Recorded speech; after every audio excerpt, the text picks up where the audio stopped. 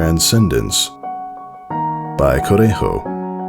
Read by Narrator Pony. Chapter 1. Ponyville.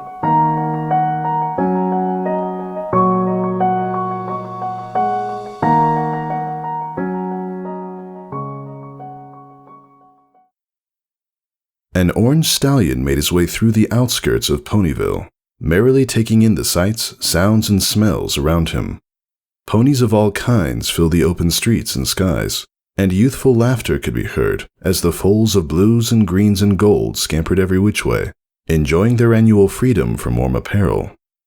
Older ponies took a more passive approach to appreciating the new season. Some spruced up their homes, while others deferred to watch the young ones play and revel in their days of youth. Birds returned to the town in flocks of all colors of the rainbow. They chirped from newly budding branches that arched and intertwined above, while squirrels chittered and scurried about blooming gardens and fields of fresh grass. The stallion couldn't help but smile. Spring had arrived, and it had arrived magnificently. In a burst of excitement, he gave his wings a few beats before recalling what slept so peacefully on his back. He smiled over his shoulder at a little filly curled into a ball. She let out a soft yawn, and the stallion chuckled quietly before returning his gaze ahead. "We're almost there, Scoot." The sun shone warmly upon Scootaloo, wrapping her in an embrace no coat or blanket could ever challenge. She breathed fully of the lush, spring-filled air as she awoke from a soothing dream. Another yawn escaped her, and she stretched out the last bits of weariness, earning a playful grin from her father. "I see you're finally awake," he said. She smiled in return. They passed through the main square, toward the other end of town, and Scootaloo caught her first glimpse of the scampering foals.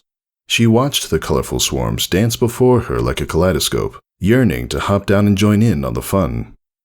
"We're here," her father said. Scootaloo turned her attention to a squat, one-story house before them. Two bay windows flanked either side of its large oak door, which stood out against the peach-colored walls. A sold sign stood beside the door, as well as an important-looking mare in a collar.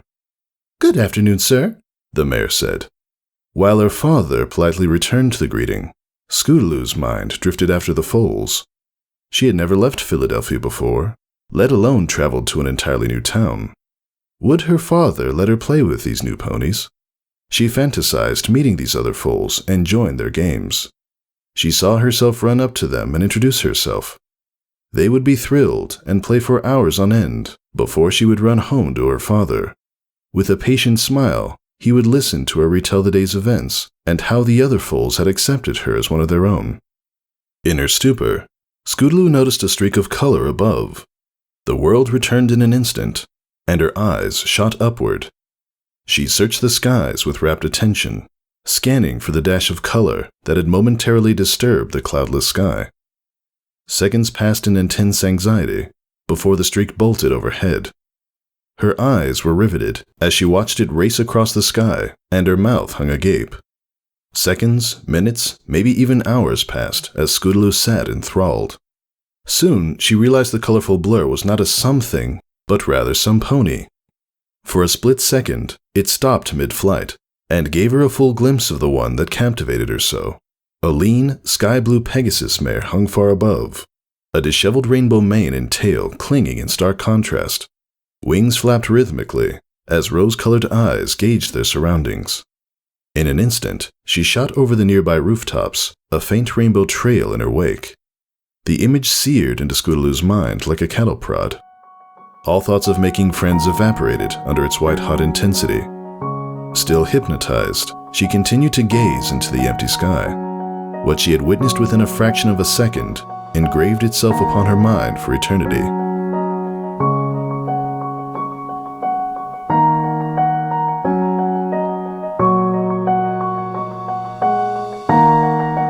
Scootaloo knew that Celestia raised the sun.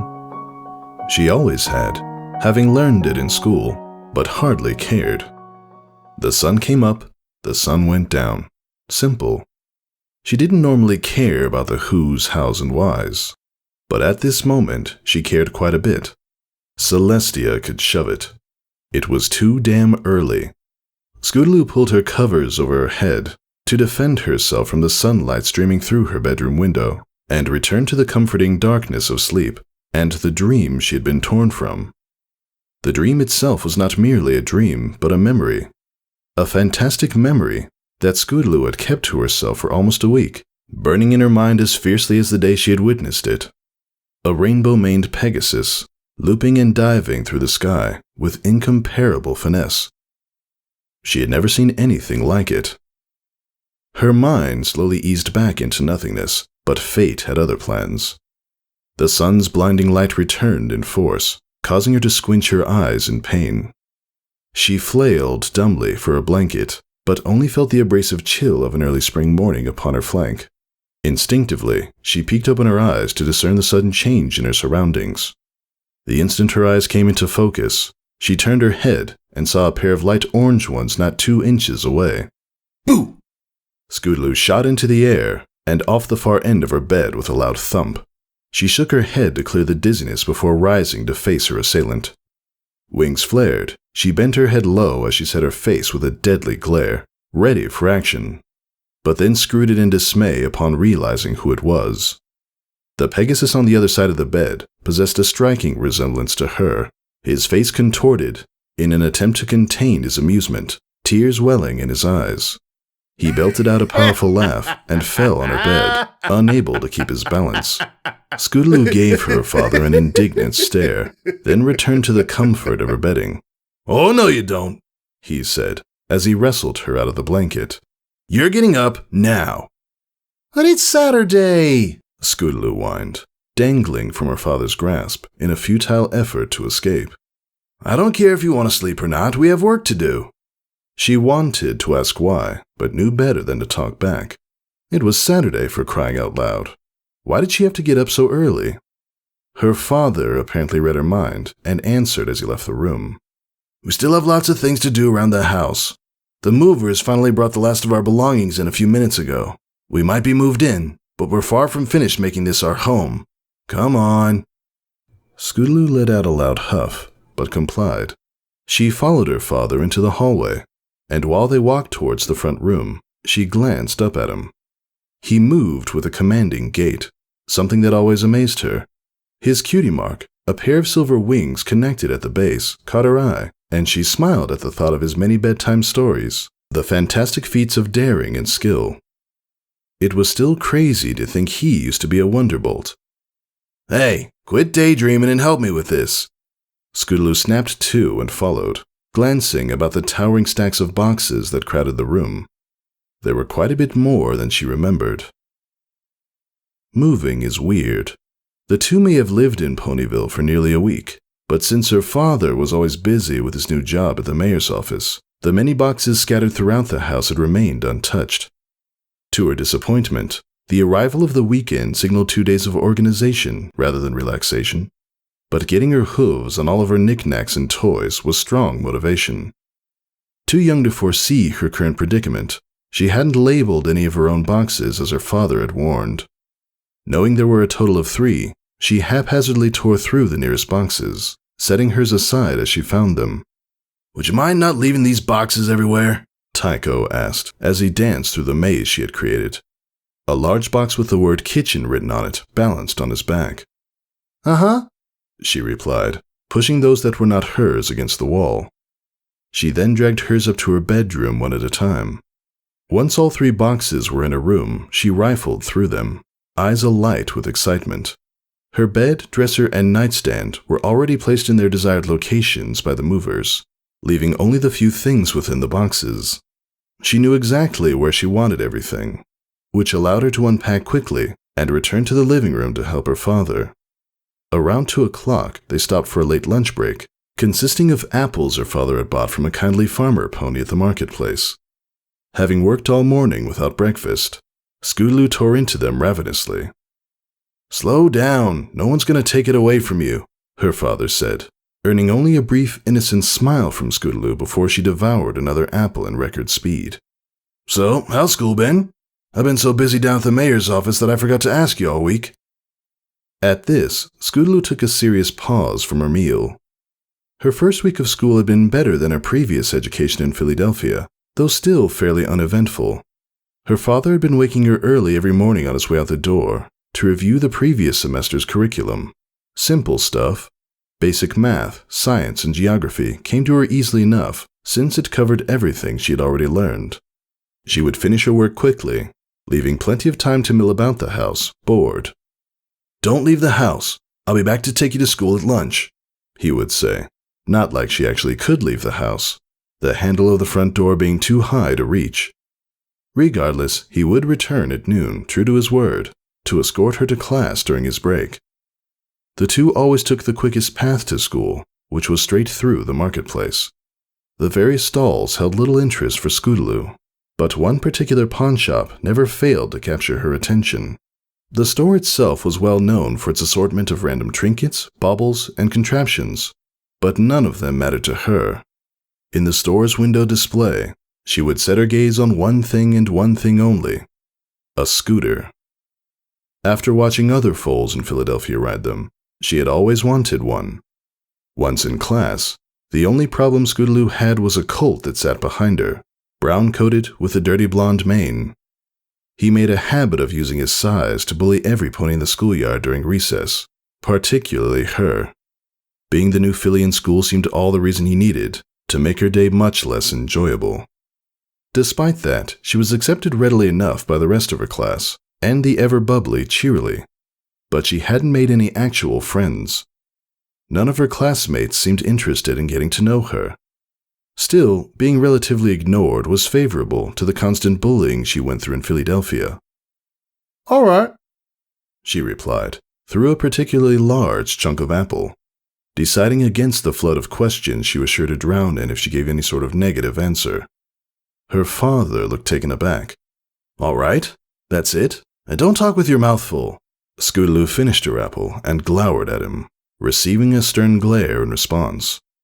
Faltering under his gaze, she looked out the window. To her surprise, a group of foals ran by their house, playing with a kickball.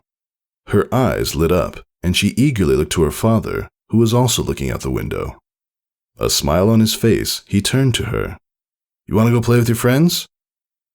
What kind of question was that? Of course she did. He let out a light-hearted chuckle. "Go have fun. I can finish the rest by myself." Scootaloo didn't need a second invitation. She rushed to the door in a burst of energy and struggled to reach the knob, but was too short. After a fit of laughter, her father opened it for her. Forgetting to thank him or say goodbye, Scootaloo raced off into the distance after the group of foals. Scootaloo raced down the streets of Ponyville. She looked left and right for the foals, but saw no sign of them. Which way did they go? Surely they had to come this way. She passed by a carriage roped around a fence post, and realized she had been here before, but it felt different. Never before had she been outside without her father. He wasn't towering over her as he always did, escorting her from point A to point B. She was struck by the realization that she could go wherever she pleased in this new town, and see all the point C's and D's that awaited. The liberation Scootaloo felt quickly gave way to a cramp in her side, so she slowed to a walk. There were many ponies about in the streets, all chatting and sampling wares and trotting in and out of shops and waving to one another. Was every pony in this town so pleasant? It seemed much better than Philadelphia. Continuing down the road, Scootaloo strained her ears for the sound of laughter, which she soon heard above the rooftops. It led her over a bridge and a rather ornate fountain, where she then saw them out in a field. Her mind did a backflip. She found them. She raced to meet them, her heart beating fast in excitement. "You stupid idiot!" Scootaloo stopped short. "Why can't you do anything right? You always ruin everything!" She recognized the voice, and the colt it belonged to, as the one that sat behind her in class. He was shouting at a unicorn filly, one she also knew from class, that sat crying over a deflated ball between them, her mouth moving to form apologies he clearly didn't care for. Scootaloo bit her lip. Should she do something? She thought about how the colt bullied her every day. If she did anything, it would only make it worse for her. While thoughts of running streamed through her head, the colt's voice became louder, angrier. He raised himself to his hind legs and stomped on the ball. The filly stumbled backwards and dropped to her stomach, holding her hooves above her head in terror. Scootaloo gasped, then fixed him with a deadly glare. No pony deserved to be treated like that. Heedless of the repercussions, she charged with all her might. Shoulder met rib cage in a sickening thud, uprooting the colt from the earth. They tumbled across the grass, and before he had a chance to yelp, she sunk her teeth into his hind leg. A sharp pain stabbed her just below the eye. His other hind leg, she realized, after blinking away the tears. In a flash, he stood and dove atop her, one forehoof pinning her by the throat, the other raised high to strike. She kicked him hard in the stomach and sent him flying forwards before rolling onto her hooves, ready to return the favor. To her surprise, he was already mid-lunge, and she felt his skull crack against her own. The world blurred and slowed for a moment. He was again pinning her to the ground, his hoof coming down like a hammer on an anvil. Once. Twice. It rose for a third, but a crack of lightning struck the earth beside them with the force of an explosion to send him tumbling away. "This fight is over!" Her vision returning, Scootaloo saw a sky-blue pegasus. The mare's rose-colored eyes danced between her and the colt, the power they held evaporating any remaining will to fight. They shifted to the foal standing to the side. "Go home!" Without hesitation, they and the colt scattered. Scootaloo staggered to her hooves, then shook her head to clear the dizziness and ensure she was seeing clearly. The mare smiled at her. "You roughed him up pretty good. If you would have fought any harder, I would have had to stop you from beating up him. Heh, it was kind of cool." Scootaloo didn't respond. She did indeed see the Pegasus from a week ago standing before her. Awe numbed the pain of her injuries. "You all right too, Sweetie Belle?" the mare asked the other filly. "Mm-hmm," she responded with an appreciative nod, wiping tears from her face. "Right, let's get you home. I know Rarity'll go nuts when she hears what happened. I'm Rainbow Dash, by the way," she said to Scootaloo. "Best flyer in all of Equestria."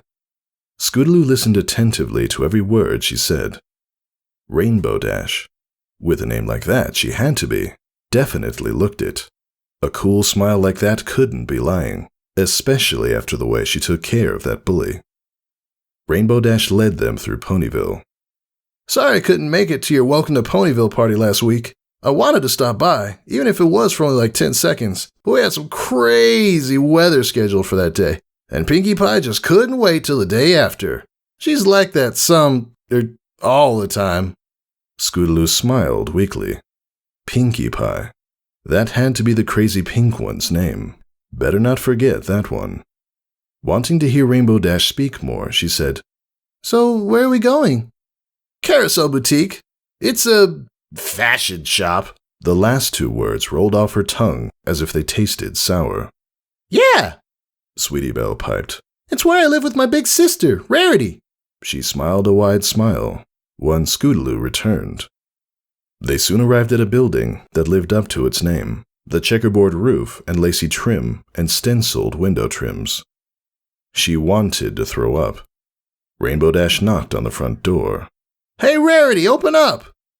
"Just a second," a voice sang from within. Within moments, the door swung open to reveal a white unicorn, with a mane that curled and coiled in all sorts of marvelous ways, to shine with every hue of purple that ever existed. Vaguely, Scootaloo recognized her from the Welcome to Ponyville party. Very girly, if she remembered correctly. "Why, afternoon, Rainbow Dash. Is there something you—" Rarity gasped at the sight of Scootaloo and Sweetie Belle. "Oh my goodness! Are you two all right? What in Equestria happened?" She particularly eyed Scootaloo. "We simply must get you two cleaned up straight away." Rarity swept them into her boutique, and Rainbow Dash followed. "Rainbow, what are you doing?" Rarity asked. "What? I'm coming in to help." "No, you're not. You're going to get this deer's father and bring him here. Oh, he must be worried sick." Rainbow Dash saluted. "I'm on it." She turned to leave. Scootaloo watched her go before a polite cough came from behind. "Now tell me, Scootaloo, was it? However did you get in such a mess?" Scootaloo fidgeted at the sight of scissors, bandages, and a washcloth floating towards her in Rarity's magic. Yeah, well, I was with my dad and we were... Hold still, dear. I can't help you if you keep moving around like that. The command caught her by surprise, and she complied, though she still eyed the floating supplies warily. We were putting stuff away in my house and I saw every pony playing outside, so we let me go too. Oh, still moving in? Yeah. She flinched as the washcloth rubbed her cheekbone, right on the bruise left by the colt's first kick. My dad's always working except for the weekend. I remember him saying he was working for the mayor. Busy job, that is. So she was at the party. Anyway, he let me go play, and I found that mean kid from class yelling at Sweetie Belle. He was a jerk, Sweetie Belle added. I didn't mean to pop his ball. Rarity smiled as she flexed Scootaloo's wings to rub the washcloth beneath it, not looking up from her task. Now, Sweetie Belle, let Scootaloo finish. Scootaloo tugged her wing back to its folded position, disliking the feeling of it being opened against her will. Well, he was bullying her, and that made me mad. So you fought him? She snipped off a bandage and wrapped it tight around Scootaloo's leg. Yeah, Sweetie Belle cut in. I heard her tackle him, and then she was like, bam, and he was like, oof, and then I looked up and saw them fighting and Scootaloo was winning. Sweetie Belle rambled as her big sister finished the last bandage around Scootaloo's forehead. But he's bigger than her, and he knocked her down too after she got up, but she was too tough. She didn't give up. Sweetie Belle finished her sentence, undeterred by the damp glowing towel that cleaned her face. Rarity laughed as she disposed of the washcloth. My, it must have been quite the surprise to have one of your friends from school save you. She gave Scootaloo a thankful look, and the two fillies exchanged smiles. The door at the front of the boutique opened, and they turned to see Rainbow Dash and Scootaloo's father walking in. Welcome to the Carousel Boutique, Tycho. Rarity happily greeted him. Thank you, Miss Rarity, he replied kindly. It's a pleasure to meet you again. Your friend Rainbow Dash filled me in on everything that happened. I trust my daughter has been agreeable during her visit. Though he added that last statement without changing his tone, a shiver ran up Scootaloo's spine. She fidgeted and averted her eyes. Oh, of course, Rarity exclaimed. She's been an absolute angel, and you should be proud to have such a brave girl as your daughter. Hearing Rarity vouch for her boosted Scootaloo's confidence and forced a smile onto her otherwise worried face. Glad to hear it. Tycho turned to Scootaloo. Let's go, Scoot. Scootaloo fell in behind him and glanced over her shoulder to see Sweetie Belle beaming back at her. She returned the smile as she and her father walked out the door. She had made a friend. Her smile stayed with her on their walk home, though she refrained from looking at her father, nervous about what he may think about what she had done. When they neared their home, she risked a glance and saw him staring down at her quizzically. What's the matter with you? She quickly looked back at the ground. I was worried you'd be mad at me. Mad? Tycho laughed. Why would I be mad? Confused, Scootaloo stopped in her tracks and gawked at him. Rainbow Dash told me everything that happened. It takes a lot of courage to stand up to some pony twice your size for a stranger. And like Rarity said, I am proud to have you as a daughter. Scootaloo smiled. Not only had she made a new friend by standing up to the bully, but her father was genuinely impressed. Her walk changed to a skip as enthusiasm spread to her legs, only to remind her of the injury she bore. While unlocking the front door to their home, Tycho paused, smirking. Oh, I almost forgot. I finished unpacking everything in the living room and decided to take a break. He turned to smile at her. I got you a present. The door swung open to reveal their living room. The boxes that previously occupied the room had been flattened and placed in the corner with those from earlier that morning, allowing her to view the room in its entirety. It abounded with the many things that had decorated their previous home, giving it the same significant feeling. Stay here and close your eyes, Tycho said. Scootaloo shut her eyes tight in anticipation. Hooves shuffled into the hallway, then returned with the sound of cardboard sliding across carpet. Okay, open them. Scootaloo did so, and beheld a box covered in bright, colorful wrapping paper that clashed with the earthy decor. Whoa! Is that for me? Tycho nodded. I was gonna keep it as your birthday present, but after what you did today, I think you earned it. Scootaloo raced to the box in a flash and tore at the wrappings. A scooter! Cool! Tycho laughed. I saw you eyeing that thing every day since we moved here. I thought you'd like it. Scootaloo gave her father an ear-to-ear smile, which was returned with a conservative one of his own. Can I go show it to Sweetie Belle? Can I? No, it's gonna be dark soon. He looked out the window at the setting sun, with a calculating expression. You can show her tomorrow. Scootaloo smiled, deflated. She looked at the scooter and its chrome finish. It looked so cool. Sweetie Belle would think so too. Hey, you know what? Why don't we both go? Surprised, she looked up. The genuine smile on his face said nothing less than what she hoped. She nearly tackled him into a hug, causing fits of laughter from both. Out the door she raced, scooter under hoof, her father barely able to secure a helmet to her head. She beat her wings for speed and began racing circles around him after he locked up the house. He laughed at her excitement. I wish I still had your energy. Come on, let's go show your friend. Scootaloo smiled. She had the best dad in all of Equestria.